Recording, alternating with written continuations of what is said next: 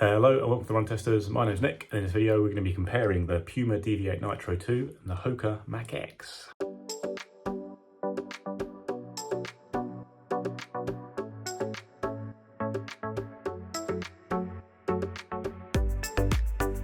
The Mach X and the Deviate Nitro 2 are two super trainers, plated training shoes that have a lot of similarities on paper, but end up with quite different results in how they approach this genre of shoe. The Hoka is the more expensive shoe. It costs £160 or $180.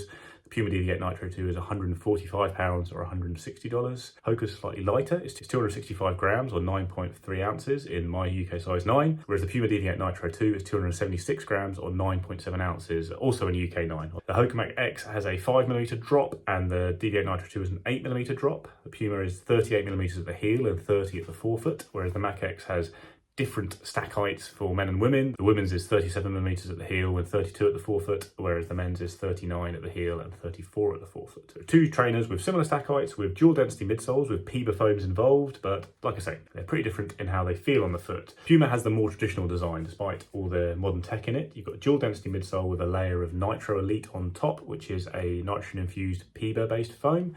And then you've got Nitro underneath, which is a nitrogen infused TPEE foam. So both fancy foams, but the PEBA layers on top, and then you've got a power plate running through it, which is a 70% carbon and 30% TPU plate. You've got a lightweight upper with some power tape in certain areas to add a little bit of structure to the shoe. Bit of cushioning at the back there, which gets rid of the heel rub problem that we had with the original Deviate Nitro. Then you've got a Puma Grip outsole, which is a fantastic outsole. Nice thick layer, really good grip throughout the shoe. You've got Puma Grip ATR at the heel sections, which promises even more grip and durability. And even though there is a fair bit of exposed foam they cut out there, you've got a lot of rubber on the shoe to boost its durability. The Mach X also has a dual density midsole. The ProFly X midsole setup here has a PEBA layer on top and then the EVA foam underneath. These big sidewalls of foam to help create stability with the shoe and a more pronounced rocker shape than you have on the Puma shoe. And then the shoe has a P-back plate running through it to add the stiffness and pop you expect from a plated shoe. So jacquard mesh upper with a little bit of cushioning around the back there. And then you have got an outsole with the Mach X, which you didn't have with the Mach 5. It's a fairly thin and smooth layer that covers most of the forefoot and the heel there with, again, big cutout in the middle like on the Puma to reduce a little bit of weight.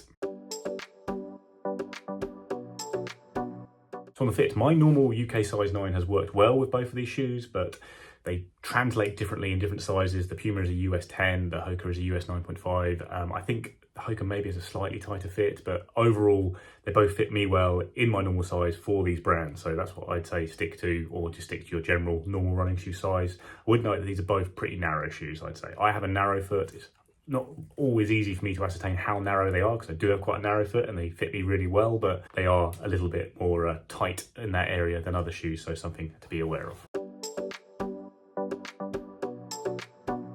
So these are two plated training shoes that are built to handle quite a lot of different runs, but geared slightly more towards speed on paper at least. But really in the real world, I do think they both work out quite well as all-rounder shoes that can handle a nice mix of daily training if you do want to use a plated daily trainer. The Hoka, despite being lighter on paper, is noticeably bigger on the foot than the Puma and less snappy. It's got more of a rolling ride to it. You don't get a lot of squish from the PEBA midsole I found running in this shoe.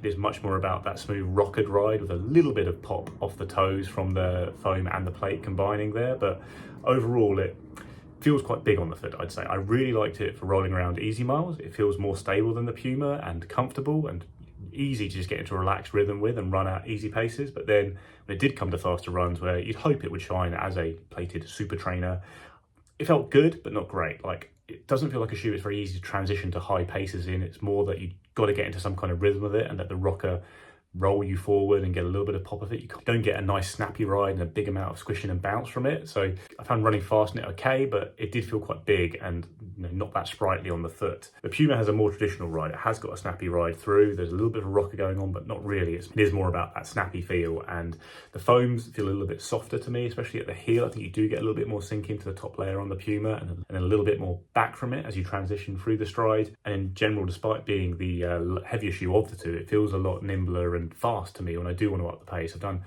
A good range of fast runs in this shoe, including like tempo 10 miler. I've taken it down the track, done some reps at different ranges, and despite being a fairly weighty shoe for a speed shoe, it doesn't feel like that on the foot. It feels fast. It's also a shoe that I find comfortable to use to hold good paces in for long distances, and I do think it's better than the Hoka Mach X when it comes to fast runs of really any type. It's also a pretty good easy day shoe. It's got a nice high stack, the foams are quite comfortable, you can roll around in it, you've got really good grip if you want to take your easy runs off-road. I do prefer the Hoka, I think, for those easy runs. I find it a little bit more comfortable and enjoy the rocker on it there, whereas the snap you get from the Puma, I find a little bit fatiguing on just easy long runs. I prefer using it for fast stuff, but I think a lot of people will like it for every kind of run, but it does feel like a plated shoe for those easy runs, where actually I do think the Mach X, the plate isn't that noticeable to me when I am rolling around at easy paces, which is, I think, a good thing because it feels a little bit more comfortable. On the outsole, there's definitely a win for the Puma here. Like, I've raved about Puma grip in the past. I think anyone who's tried their shoes is really impressed with it, and it does grip very well on wet and dry pavements. Enjoy taking this shoe onto light trails as well. I've used it for sessions on things like a canal towpath because it does give you that flexibility to dive onto those kind of light trails whenever you feel like it, because you are getting such good grip and durability underneath. Whereas the Mach X hasn't exactly impressed me with grip. The first run I did it was on like greasy pavements after a little bit of rain in the summer, and it did slip a little bit, and so I think the outsole's okay, but it's just okay, whereas I do think the Puma Deviate Nitro 2 has a very good outsole, and it is a selling point when comparing the two. Overall, of the two shoes, I prefer the Puma Deviate Nitro 2 myself. I prefer the ride for fast runs. I like it fine for easy runs as well. You've got a really good outsole and it's a bit cheaper than the Mach X. I think it's a very easy shoe just to recommend to pick up and use because it has got a fairly traditional feel and just works. I think it's a bit of a theme actually with Puma's training range in general. They're all good shoes. They all work well, they're comfortable, they can be fast, they're comfortable enough to go slow, they get a good outsole, decent upper. Yeah, it all just works quite well at a good price.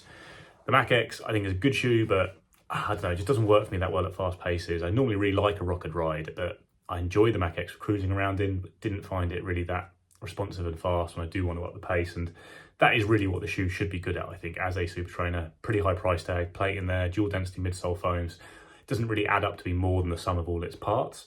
I do think it's a more stable shoe than the Puma though. I think it's comfortable if you want to go and do easy runs, but if you're looking for these two shoes, you're not looking for a kind of cruisy, easy running shoe. You can get loads of those without spending this kind of money. You're looking for either, I think, a fast trainer with the plate in it or an all-rounder that you can really use for every kind of training run. And I think on either front, the Puma is the better shoe. I think it's the better all-rounder and it's certainly the better fast day shoe for me. So despite that, I normally do prefer a rocket ride, and I really did think the Mach X was going to be a shoe I really loved. Just didn't get that much out of it. Maybe slightly heavier runners might get more from it, getting a bit more, sinking a bit deeper into the foam, getting more response from the plate, but it just wasn't something that really came to life for me when running fast. So I like it for cruising around in, but overall the Puma is the better shoe for me. It's a very practical shoe all around, really does its job very well, and it's a bit cheaper as well. So I'd be getting that.